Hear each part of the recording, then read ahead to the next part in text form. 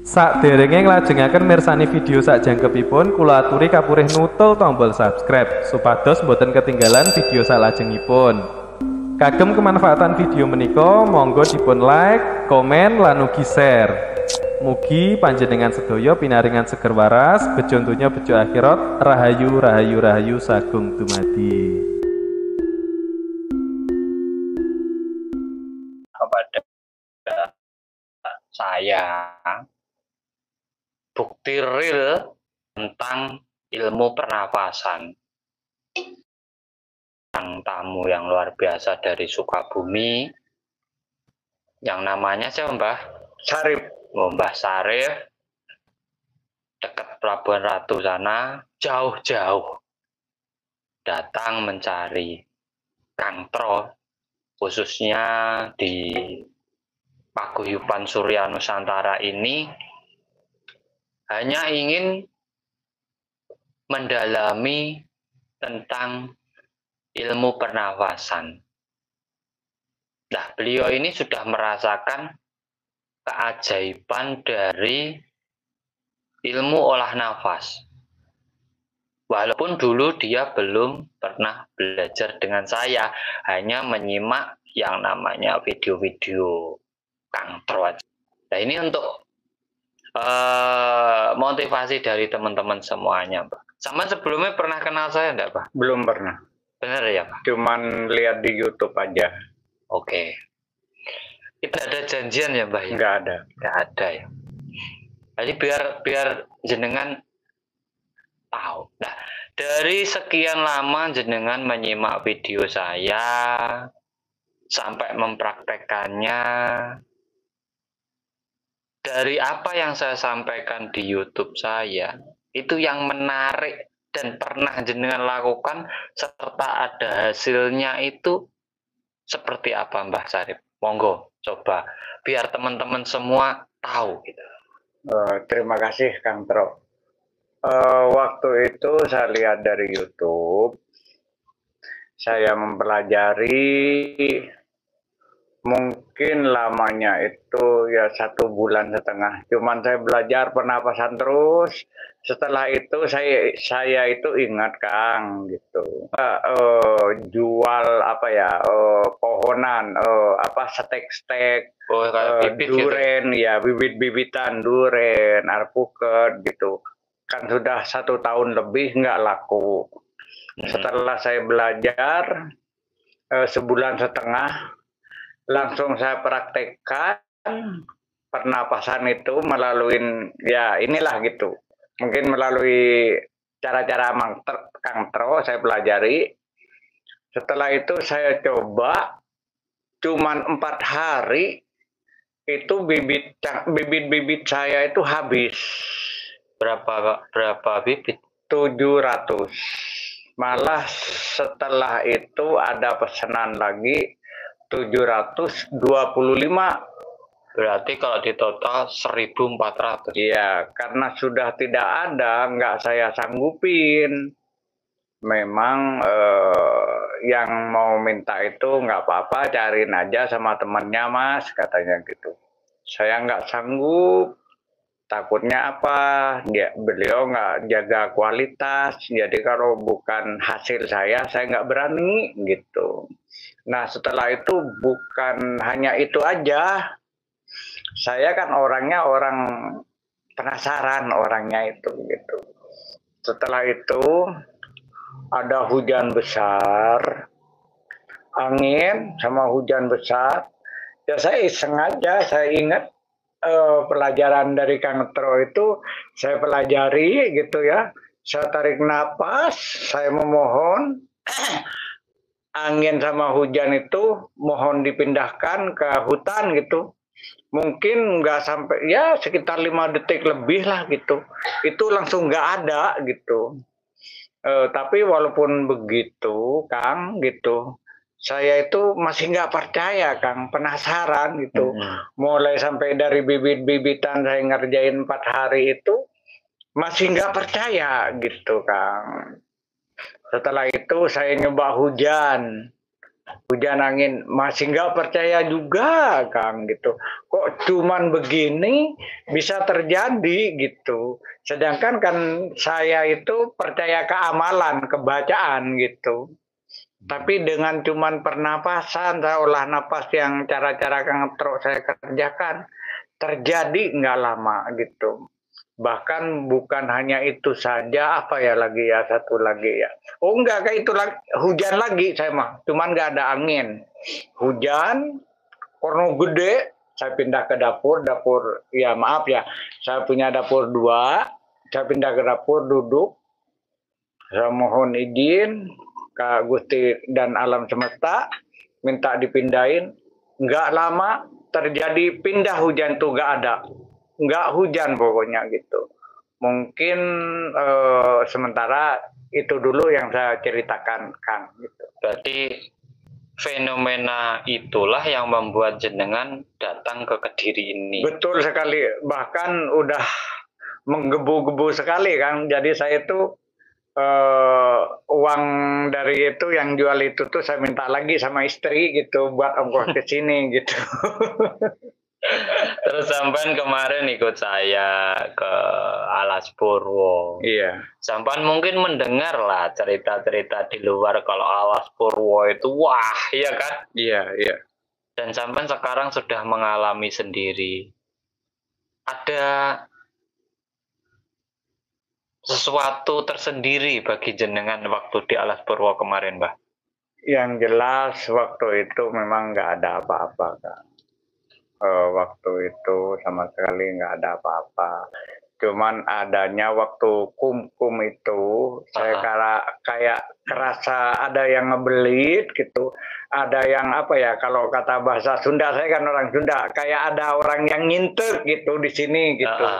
Ada orang yang ngintrek begini gitu. Cuman itu aja gitu. Tapi di saat jenengan tak ajak meditasi di hutan yang katanya angker, yang katanya kerajaan jin, yang katanya bla bla bla bla bla di luar sana, terus sampai meditasi di sana, yang sampai dapat itu lain enggak dengan yang di rumah? Maksudnya ketenangannya atau apanya itu gimana? Oh, kalau ketenangannya sudah jelas saya akuin Kang gitu. Enak sekali pulang dari sana itu enak gitu. Cuman saya terus terang dari sana tuh nggak ada merasa apa-apa. Cuman yang kerasa itu waktu kum aja gitu. Ada yang ngebelit ke sini, ke belakang gitu. Tapi kalau ketenangan sudah jelas Kang gitu. Malahan saya pengen ke sana lagi gitu. Pengen ke sana lagi Kang gitu. Jadi yo Alas Purwo itu kalau cerita, namanya orang cerita kan, Mbah? Iya, iya. Orang cerita. Bermacam-macam. Ada yang katanya di sana itu kerajaan jin lah, ya kan? Ada penunggu goibnya yang bla bla bla bla lah. Ada yang inilah, itulah. Yang seakan-akan itu menakuti banyak orang untuk tidak hadir ke sana. Bahkan mau masuk itu berpikir 10 kali kan gitu. Tetapi kenyataannya panjenengan sendiri bersama saya dan yang lainnya ya kan. Kita bermalam di sana. Kita meditasi di tengah hutan. Kita mengaturkan sesaji ke alam semesta. Kenyataannya kan ya tenang-tenang saja ya. Ya memang. Justru di situ kita dapatkan ketenangan yang luar biasa. Sehingga muncul ide-ide baru. Mungkin entah apa yang ingin panjenengan lakukan kembali. Olah nafas itu memang simpel. Simpel banget. Tanpa mantra, tanpa tirakat, tanpa apa. Karena ini ilmu real. Ilmu real itu tidak bisa direkayasakan. Iya, iya.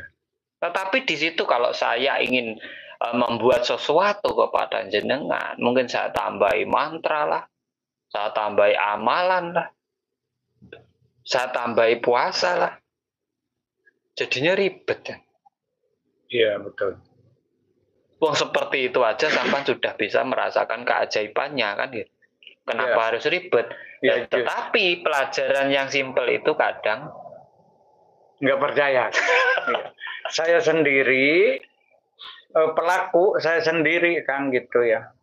Nggak percaya, penasaran, masa cuman begini, sedangkan saya dulu kan belajarnya amalan, doa harus begini begitu. Ini cuman pernapasan, tarik napas, simpen, tinggal permohonan di otak itu begini, udah terjadi gitu. Kalau masalah perjalanan ke Alas Purwo, saya sempat ketemu waktu ngopi sama Kakang di terminal itu, saya ditakut-takutin. Hati-hati kalau ke Alas Purwo karena sangat angker sekali.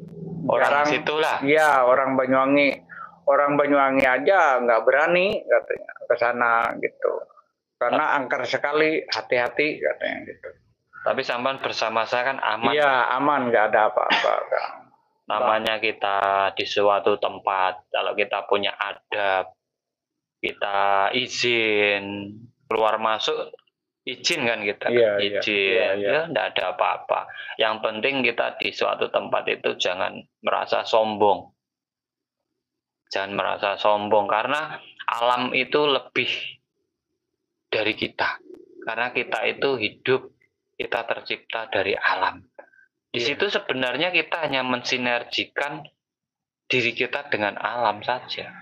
Sampai tak suruh kungkum, sampai tak suruh masuk ke hutan, sampai tak ajak meditasi ke tempat-tempat itu, hanya untuk menyelaraskan diri jenengan dengan alam saja. Nah, pernapasan yang jenengan nanti dalami di sini bersama teman-teman, suatu saat bisa sampai kembali ke kampung halaman jenengan, khususnya di sekitar Pelabuhan Ratu kan, sampai dekat kan dengan dekat. Ya nanti diamalkan ke yang lainnya, dibagikan. Yuk konsepnya jangan dirubah, jangan dibuat ribet, jangan dibuat susah. Gitu Pak. Iya. Terima kasih. Ya karena saya mendalami ini dari hasil meditasi, hasil perenungan saya mencari konsep-konsep ilmu pernapasan yang mungkin di luar enggak ada. Iya. Mungkin sekarang banyak lah, karena sudah tahu. Dulu nggak ada. Pernapasan 4 titik itu nggak ada. Nggak ada sama sekali, nggak ada. Pernapasan itu 2 titik. Perut, dada. 4 titik itu jarang banget dilakukan. Nah, dari sesuatu yang pernah sampean alami, keajaiban-keajaiban itu, di saat sampean heran, sebenarnya sampean tidak perlu heran, itu real. Justru di situ sampean pelajari konsepnya. Oh, ternyata harus seperti ini gitu. Makanya di saat sampean datang tanya saya, kok saya gini Kang, saya gini Kang. Ya saya hanya tersenyum. Seharusnya kan di situ sampai mempelajari secara detail sendiri. Wah, kalau untuk minda hujan berarti konsepnya seperti ini kan gitu Pak. Betul. Kalau ingin memperlaris dagangan saya kan sampai jual kan. Iya. Jual beli kan. Iya. Berarti konsepnya harus seperti ini. Lah, saya tanya jenengan. Dari sampai melakukan pernapasan itu, kunci pokoknya ada di dada jenengan atau di pikiran jenengan? Kalau saya mengerjakan, kan pertama mungkin saran dari Akang, mungkin yang 3 kali itu yang perlu bawah kantong kemih, langsung perut, 3 kali yang dibuang melalui mulut, langsung dada, langsung otak. Setelah itu saya di otak Kang gitu. Berarti yang bermain di situ adalah pikiran jenengan. Iya. Nah, makanya saya sering menjelaskan, pernapasan itu hanyalah mendorong. Mendorong apa? Energi dari bawah ke atas. Untuk apa? Untuk memperkuat frekuensi otak jenengan. Nah, yang bermain, yang menghubungkan antara diri jenengan dengan alam itu adalah otak jenengan. Karena rasa itu tidak punya frekuensi. Yang punya frekuensi itu adalah otak. Makanya ada namanya gelombang otak ya. Gelombang rasa itu nggak ada. Iya, iya. Rasa jenengan sekarang mungkin tidak bisa saya rasakan. Tapi kalau gelombang pikiran jenengan di saat nyambung dengan saya, itu namanya kebatinan. Jadi sebenarnya konsep ilmu kebatinan itu dasarnya juga pernapasan. Tenaga dalam sama.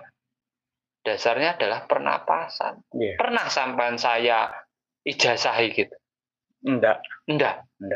Bahkan sebelum ketemu saya sampai sudah melakukan sesuai Iya. dengan arahan saya kan gitu. Tanpa ijazah kan? Tanpa. Pernah saya suruh bermahar? Tidak. Orang saya belajaran cuma dari YouTube, Kang, makanya saya datang ke sini itu saya terheran-heran cuma belajar dari YouTube gitu. Kok bisa begini gitu. Maksud saya kok ada seorang yang ngerti bisa terbuka begini gitu kata saya. Nah, karena saya itu berkeinginan seperti ini, Mbah Said ya. Mbah Sarif. Dari seluruh perjalanan spiritual saya, itu saya dalami. Mana yang ini nanti berguna untuk orang banyak, mana yang tidak, itu saya pilih-pilih. Kalau saya membuat sebuah video, saya itu pengennya setidaknya kalau orang mempraktekkan, mendalami, mencermati, mengkaji, itu harus ada manfaatnya untuk hidupnya gitu. Kalau nggak ada manfaatnya, saya itu juga tidak pengen bikin video itu. Terkenal itu nomor 3, bermanfaat itu nomor 1. Karena di saat kita memberi manfaat kepada yang lainnya, kita akan kembali ke diri kita sendiri. Nah, itu yang saya pengen jenengan nantinya itu ke orang itu seperti itu. Kalau sampai nanti pulang dari sini dimintai tolong orang, ya jangan ditolak. Gitu. Iya. Kalau sampean merasa tidak mampu, ngomong tidak mampu. Kalau sampean merasa mampu, ya kerjakan. Dan jangan diukur dengan namanya nominal. Iya. Tapi kalau ada orang ngomong, Mbah Sarip sampean tuh ilmu kok dijual belikan, ya tidak apa-apa. Karena sampean punya ilmu. Kalau punya bibit, sampean jual bibit. Iya. Benar tidak? Iya. Iya kan? Betul. Karena semua orang dapat penghasilan dalam hidupnya itu sebenarnya dari ilmu. Tukang aja punya ilmu baru dapat gaji kan? Iya. Nah, disitulah sampean harus mengkaji yang namanya sebuah pembelajaran. Nah, di sini sampean jauh-jauh dari sini kan ini ingin pendalaman. Betul. Bahkan pengalaman itu bukan hanya 3, Kang. Saya ingat 4 pengalaman itu, Kang. Masalah pernapasan itu. Ada seseorang yang punya utang 190 juta. Saya coba tarik 2 malam, Kang, gitu ya. Tapi nggak lama, cuman ya berapa menit lah gitu, mungkin sekitar ya 7 menitan lah gitu. Jadi seseorang yang punya utang itu kan saya memang mintanya dia ngehubungin saya, kalau enggak datang aja ke rumah saya gitu, Kang. Ternyata dia kan langsung nelpon gitu 2 hari itu gitu. Langsung nelpon itu 4 kali, Kang, itu. Masalah pernapasan itu, Kang, gitu. Iya, sebenarnya saya itu dari teman-teman yang komen, sudah ada buktinya enggak? Sudah ada ininya enggak? Kan saya enggak perlu menyampaikan. Iya. Tetapi orang-orang yang sudah menikmati video saya, anggap aja hiburan. Tetapi di situ ada pengetahuannya. Nah, banyak sebenarnya yang kayak sampean itu datang ke saya banyak, bukan sekali 2 kali. Bahkan mereka tidak hanya datang, dia juga ngasih sesuatu ke saya. Karena Pak sudah berhasil melaksanakan apa yang ada di video saya gitu. Kemarin dari Purworejo, datang ke sini jauh-jauh, hanya 2 jam di sini. Dia juga bilang gitu. Saya itu dulu waktu terpuruk, saya kemana-mana dikasih suruh baca ini setiap malam, tapi tidak ada. Setelah saya melakukan tantangan jenengan selama 7 hari, ternyata tidak sampai 7 hari. Dalam 4 hari, Iya. karena dia juga punya omset, hutang 1,3 M-nya lunas, tinggal 60 juta. Nah, dia juga tidak percaya sama sampai dia coba lagi. Saya pengen mobil katanya. Ternyata besoknya ada yang menitipkan mobil di rumahnya. Dia coba lagi gitu. Masa cuma titip katanya. Ternyata besoknya suruh membayar semampunya. Dan akhirnya tidak sekedar itu. Seluruh rentalnya dititipkan ke rumahnya. Akhirnya sekarang dia punya banyak mobil. Dia datang ke sini mengasih sesuatu ke saya sebagai nazar dia. Iya. Kalau apa yang membuat beban hidupnya selesai, dia pengen nemui saya katanya. Loh, saya juga nggak ngundang dia. Sama, saya juga nggak ngundang jenengan. Iya, betul, gitu. betul. Saya kan yang penasaran mau ketemu Kakang gitu. Penasaran sekali pengen ketemu kok. Maksud saya begini, Kang. Kok sampean itu semudah itu ilmu itu disebarluaskan, Kang, gitu. Ya kalau saya sebagai Kakang mungkin ya mohon maaf nih, Kang, ya. Diduitin karena Kakang mencarinya pertama itu kan nggak semudah itu, Kang. Nggak Sudah saya duitkan, Mbak.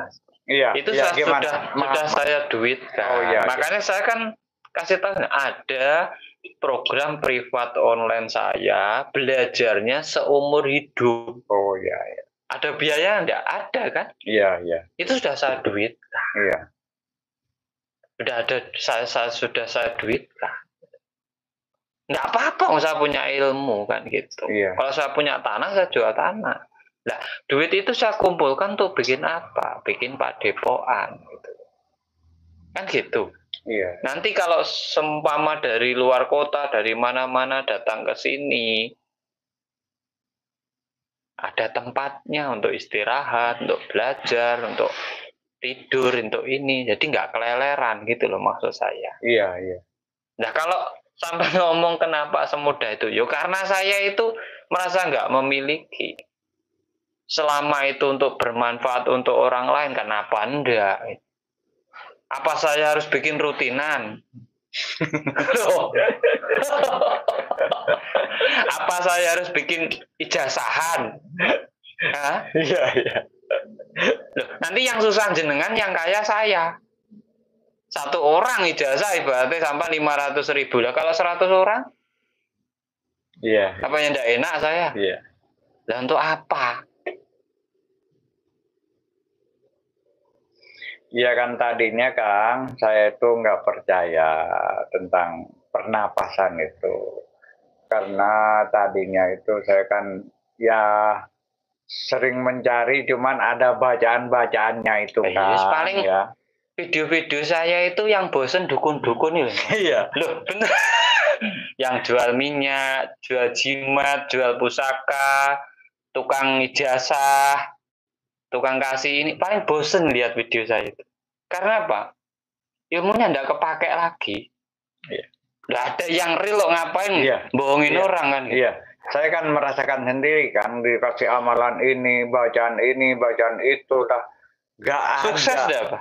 Nggak ada sama sekali. Iya. Jadi Terus malah benih sampai laku nggak? nggak ada, nggak ada. Justru ini yang dianggap sama saya itu dianggap cuman begini. Tapi saya mendalami, dicoba. Saya tadinya menyepelekan, Kang. Mohon maaf, Kang, ya. Iya. Menyepelekan. Kok ternyata terbukti. Padahal keyakinan saya itu nggak 100% lah mengerjakan itu. Masa cuma begitu. Makanya Saman percaya dengan Tuhan, dah. Percaya. Nah, Tuhan sudah berfirman, tidak ada yang bisa merubah nasibmu kecuali dirimu sendiri. Betul. Ya kan? Betul. Saman mau pasrah sama siapa? Sama Tuhan, nggak ada lagi. Loh, dia sudah ngomong. Iya. Tidak ada yang bisa merubah nasibmu kecuali dirimu sendiri. Dan Tuhan selalu mengikuti apa yang menjadi prasangka hamba. Apa yang kamu pikirkan akan diwujudkan. Iya. Nah, pernapasan itu hanya mendorong agar kekuatan frekuensi pikiran itu menjadi kuat. Nah, itu akan menyambung ke semuanya. Jadinya apa ilmunya? Kebatinan, telepati. Iya. Jadi kebatinan telepati tidak usah dijasain, Mbak. Tidak usah diisi. Manusia itu ngisinya cuma simpel. Nasi, lauk pauk, es teh. Loh, bener toh? Iya, betul. Kalau sampean pengen ngisi tenaga dalam, nggak usah lewat orang pinter. Masak nasi yang banyak ya toh, beli lauk yang enak, makan sekenyangnya, tenaga dalam sampean full. Nggak perlu ijazah. Ya mereka yang nggak terima ya biarin. Kita kan edukasi. Kalau dia nggak terima berarti kan sering dengan itu melakukan itu kan gitu. Kalau kita sih enjoy aja sih. Iya kan, selama saya belajar begitu-begitu kan dikasih bacaan, Kang. Tidak ada buktinya sama sekali. Waktu itu saya lihat di YouTube Akang, ya seakan-akan, mohon maaf Kang ya, seakan-akan nyepelekan lah gitu. Padahal saya itu setengah yakin Kang gitu, nggak yakin full, nggak kayak sekarang gitu. Setengah yakin aja jadi, apalagi yakin gitu saya itu Kang. Saya nanti kalau itu saya mau dicari, terus saya cari sampai ketemu, sampai sekarang datang ke sini ini Kang gitu. Kang Karena minta penasaran. solusi untuk keluar dari rasa teror guru ijazah dong. Dibuang aja ijazahnya. Enggak. Guru kok neror. Namanya guru kok neror, berarti uangnya kurang.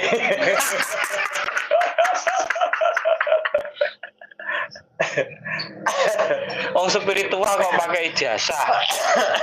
Namanya pakai ijazah itu ya SD, SMP, SMA, kuliah pakai ijazah. Spiritual kok pakai ijazah. Ijazahnya bentuknya kayak apa? Nah, kalau sampean tergantung dengan ijazah saya, selamanya sampean tergantung dengan saya. Jadi sampean harus ngikuti saya. Loh, padahal namanya spiritual itu, kalau sampean mampu, ya sampean enggak usah tergantung saya. Iya. Sampean lakukan sendiri sesuai tempat sampean. Sampean kalau tergantung saya terus, itu namanya sampean ngabdi dengan saya, bukan belajar dengan saya. Iya. Kalau selamanya sama jadi murid saya, enggak usah belajar. Orang belajar itu jadi guru. Ya maaf Kang yang motong ini Kang. Di mana seorang guru spiritual itu sebagai anak buah, anggaplah, mohon maaf Kang yang bahasa saya anak buah, disuruh jadi ahli spiritual supaya bisa membimbing orang, kan nggak ada Kang.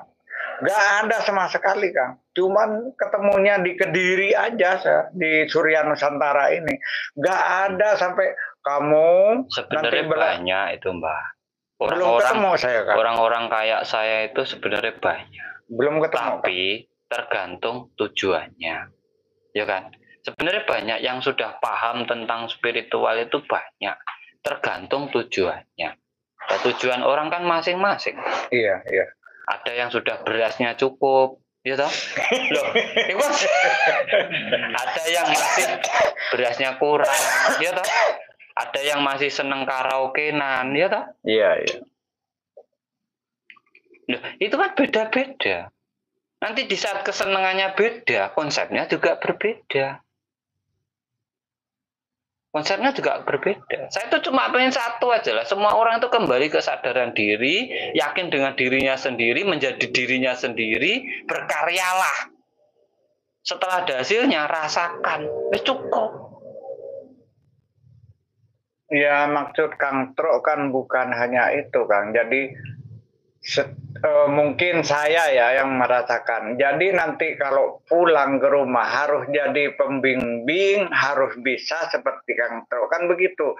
Jadi kalau yang lain itu kan pelit Kang. Jadi harus kita bawa teman, harus ke sekarang sana. konsepnya tak rubah gitu. gini. Iya. Sampan pulang, Iya. jadi pembimbing. Iya. Jadilah Mbah Sarip, Iya. bukan Kang Tro. Iya. Kang Tro ada yang di Kediri, Iya. Mbah Sarip ada yang di Sukabumi. Ya kan? Iya. Nanti kalau sampai ada sesuatu yang mungkin kurang paham, tinggal kontak Kang Tro. Gimana Kang Tro? Oke, caranya gini, lakukan. Ya kan? Setelah tahu, suatu saat yang sampai temu itu, ya itu aja. Iya. Ya, ya maaf kan. Kalau yang lain kan nggak ada segitu, Kang. Cuman belajar begini aja. Nggak ada seperti Kang Tro nyuruh begini, nanti kembangkan di sini. Itu nggak ada, Kang. Ya karena saya pernah ngalami seperti sampai alami gitu loh. Saya tuh dulu kemana-mana keliling, ya nggak dapat apa-apa. Setelah saya merenung, keluar masuk hutan, ke tempat-tempat yang suwung untuk meresapi, mempelajari konsep hidup, konsep ketuhanan. Ya kalau saya sudah dapat hasilnya, ngapain sampai repot-repot? Sampai tak kasih hasilnya. Mau sampai percaya terserah, enggak percaya enggak apa-apa. Saya itu juga enggak butuh sampai percaya. Yang penting praktekkan. Iya. Kalau sudah ada hasilnya, rasakan. Jangan pakai rasa. Belajar itu enggak pakai rasa, Mbah. Belajar itu pakai otak, pakai pikiran. Difikirkan dulu, kalau sudah ada hasilnya nanti sudah dipraktekkan, baru dirasakan. Jangan buru-buru dirasakan. Sampai pengen minum kopi. Buru-buru sampai rasakan kopinya, pahit enggak? Pahit. Nah, kalau sampai olah dulu, harus ada airnya, ada gulanya, ada enak enggak? Pasti enak. Nah, itulah. Masuk akal. Jadi otak itu dipakai. Jangan hanya ikuti rasa. Kalau ikuti rasa, sampai hanya ke sana ke sini, ke sana ke sini. Ada orang jual jimat, beli jimat. Loh, beneran? Jelas merasakan. Ada orang jual minyak, minyaknya sakti, beli minyak. Merasakan. Beli ini itu nanti akhirnya kalau nggak ampuh katanya menipu. Mungkin kamu sudah seneng kok nipu. Ya kan? Iya. Hidup itu kan pilihan. Apa yang kamu pilih harusnya kamu konsekuen. Kalau nggak ada gunanya itu sudah pilihanmu kan. Kamu juga harus konsekuen. Jangan nyalahkan orangnya. Iya. Kamu sudah seneng kok. Kan? Iya. Nah makanya sesuatu yang sepele itu pasti disepelekan. Karena apa? Baru dengar, baru melihat aja sudah sepele. Wah apa itu? Kan gitu loh. Iya. Tapi bagi saya, selama perjalanan spiritual, saya dari umur 12 tahun sampai umur 33 tahun saya menemukan ini. Ilmu yang real itu, meditasi, pernapasan. Kalau ilmu kesaktian, ilmu bla bla bla bla, sugesti. Mantra sugesti, jimat sugesti.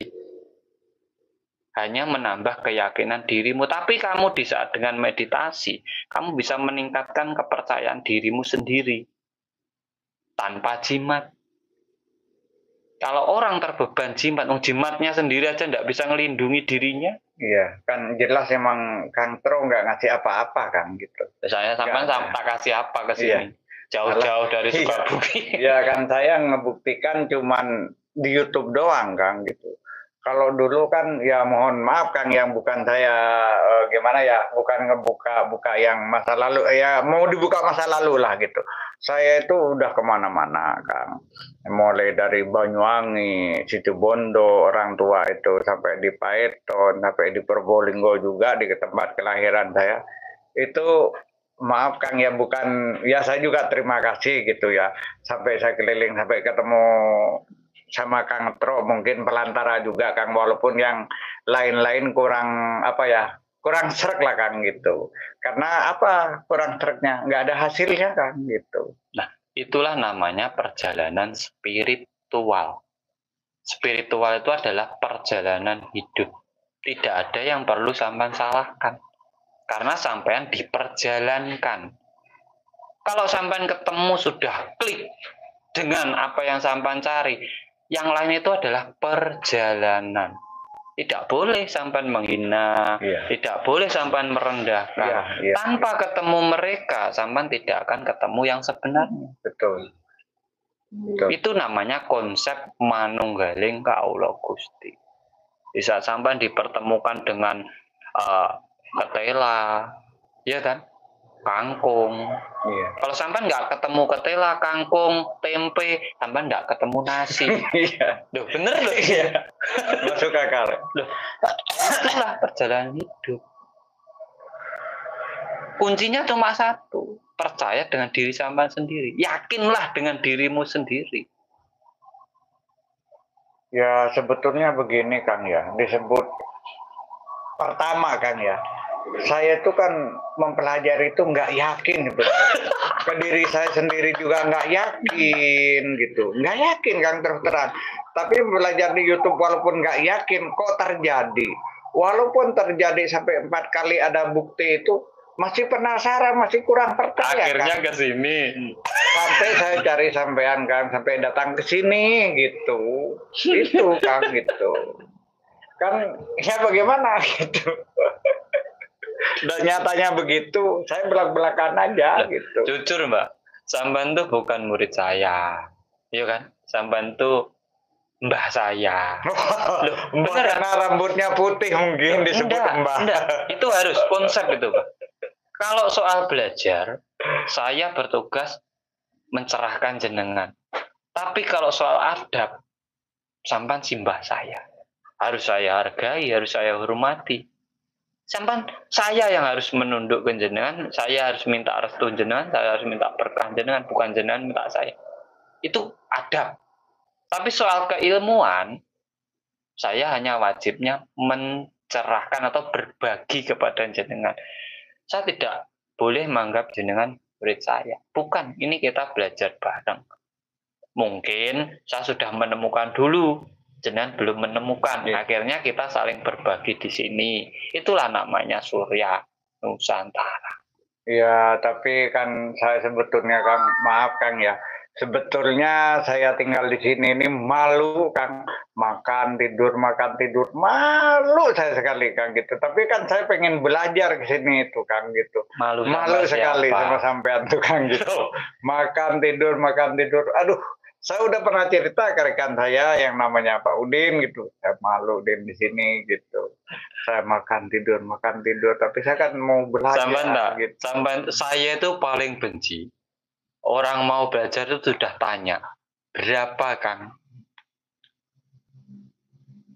Iya. Sekarang tak kembalikan. Jenengan ngasih saya, dengan sampean di sini tuh, kira-kira saya untung atau rugi? Ya rugi besar Kang sebetulnya. Sampean yang rugi gitu.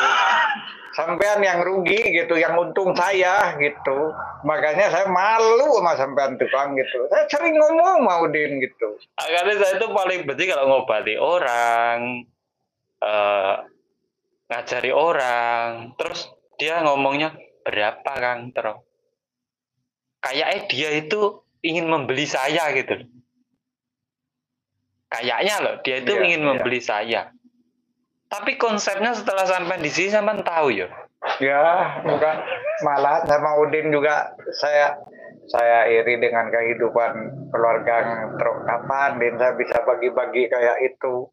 Dia nggak mandang siapa, mau orangnya orang gila, mau buruk gimana biasanya memandang seseorang itu dianggap sampah masyarakat sama Kang Tro diraih kata.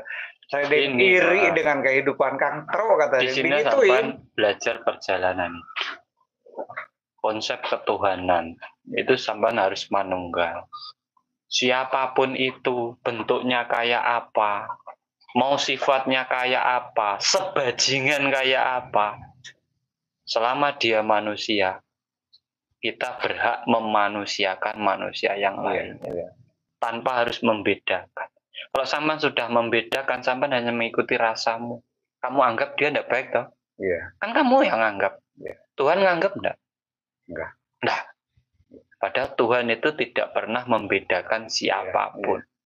Karena semua itu derajatnya sama. Sama-sama makhluk ciptaan Tuhannya. Nah, di sini sampean belajar di situ. Dari apapun yang sampean peroleh di sini nanti, kembangkan. Amin. Juga berikan kepada orang. Kalau sampean pengen niru konsep saya, ya seperti ini konsep saya. Nah, suatu saat sampean akan mengalami ini. Amin. Amin. Terus jangan ragu-ragu. Kalau Tuhan sudah bersamamu, kamu tidak perlu ragu. Apa yang kamu ragukan? Kamu takut dalam hidupmu. Apa yang kamu takutkan? Sedangkan dalam dirimu kamu ngomong Tuhan Maha Kuasa, Maha Kaya, Maha Segalanya, Maha bla bla bla bla. Nyatanya kamu takut. Iya, iya. Munafik kan? Iya kan? Iya, betul. Ngomong maha. Ujung-ujungnya takut. Besok makan apa? Anakku gimana? Betul. Selagi kita bisa ngasih, kasih. Di saat kita tidak punya, pasti kita dikasih. Karena di saat kita memberi, kita pasti diberi. Kita menolong, kita pasti ditolong. Itu konsep kalau bagi saya. Iya, iya. Karena di sini sampan pelajari saja. Teman tidak perlu. Saya pun juga tidak pengen didatangi banyak orang itu, saya tidak pengen banget tidak pengen dari dulu. Makanya tetangga seling saya itu tidak ada yang kenal saya. Sampan boleh tanya aja lah. Iya. Iya, tadi ada ibu-ibu Kang nanyain, oh ya maaf Kang ya, bukan saya memuji ya Kang. Oh itu Mbak itu ya Mbak Desi itu baik katanya, baik sekali itu orang katanya. Maaf Kang, bukan itu dari waktu saya ketemu sama ibu-ibu itu orangnya baik. Itu prinsip saya dari dulu, Mas. Kalau saya ngomong diri saya baik, berarti saya belum baik. Tetapi di saat orang lain yang ngomong, iya. Berarti kita tidak mendeklarasikan diri. Iya. Berarti yang dinilai mereka adalah tingkah laku kita. Itulah hidup sampean. Iya. Hidup sampean itu nanti yang dinilai bukan keyakinanmu, bukan apa-apamu, tetapi apa? Adabmu. Iya. Tingkah lakumu, gimana kamu bisa merangkul yang lainnya. Jadi ini mungkin contoh lah untuk teman-teman semua, untuk motivasi, ya kan? Iya. Motivasi. Sama jangan bahas kantor kayak apa, bahas Sarip kayak apa. Yang penting kita motivasi orang saja, bagaimana mereka bisa kembali kesadaran diri mereka bisa merubah pola hidup mereka bisa makmur. Tidaknya makmur aja lah. Iya.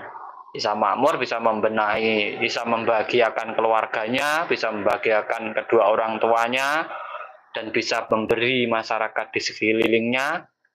Nah, itulah kita baru dinamakan hidup. Urip iku urup. Itu kalau orang Jawa. Yang durung urup berarti urung urip. Nah, dari situlah jenengan nanti bisa belajar, dan tolong nanti pesan saya di saat sampan kembali ke Sukabumi atau sampan juga berikan ilmu ini kepada yang lainnya. Iya, Kang. Tidak usah dihargai. Bisa sampean tidak menghargai ilmu, sampai nanti akan dihargai oleh orang lain. Terima kasih. Punya ilmu, punya harta, punya jabatan. Sampean pegang salah satunya. Kalau saya pengen punya ilmu. Iya. Karena orang yang punya ilmu akan punya harta. Iya. Dan pasti punya kewibawaan. Orang punya harta pasti punya ilmu dan punya jabatan. Yeah. Orang punya jabatan, akhirnya juga punya ilmu dan punya harta. Tiga ini akan selalu bersinergi, dan itu akan menjadi tolak ukur bagi siapapun yang melihat jenengan. Yeah. Nah, ini semoga bermanfaat buat teman-teman semuanya. Ada kurang lebihnya. Ini hanya sebuah motivasi ya Mbah yo. Yeah. Edukasi, motivasi buat teman-teman semuanya. Jadi jangan putus asa. Jangan merasa rendah diri. Tetap jadilah dirimu sendiri. Kangtro, Mbah Sarip, sampean ya sampean, jadilah dirimu sendiri. Gali motivasimu, gali kreativitasmu, tunjukkan karyamu kepada orang lain. Di saat sampean memperoleh hasil dari karyamu, rasakan.